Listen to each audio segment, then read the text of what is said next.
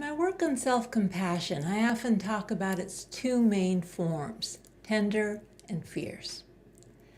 Tender self-compassion is the accepting, gentle, nurturing energy of self-compassion. And it relates to acceptance of the present moment, even though it's difficult, and also acceptance of ourselves as intrinsically worthy humans. Fierce self-compassion, on the other hand, refers to the action, powerful side of self-compassion that actually wants to relieve suffering by protecting ourselves, drawing boundaries, saying no, or maybe motivating a change.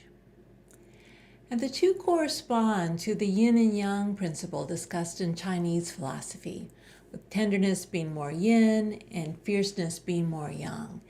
And as I talk about in Chinese philosophy, it's very important that the yin and yang principles be balanced and integrated if we want to be whole and healthy. And what happens if we're too much about tenderness and acceptance without maybe taking action when needed is that we can become complacent, right? Maybe we don't stand up for ourselves when we need to and we're just too nice.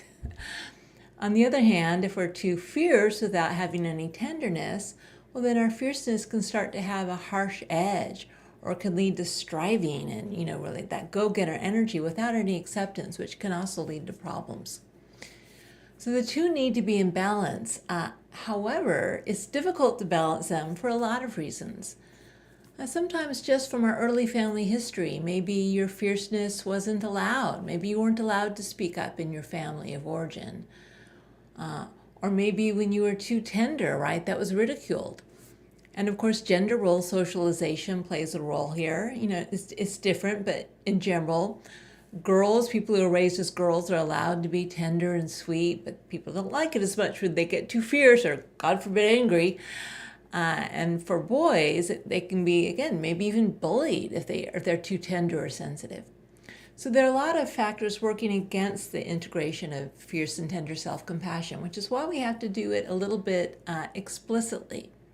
In other words, if you notice that maybe you need a little more tenderness in how you're relating to a situation, a difficult situation, you may need to call up the tenderness to balance the fierceness, or vice versa.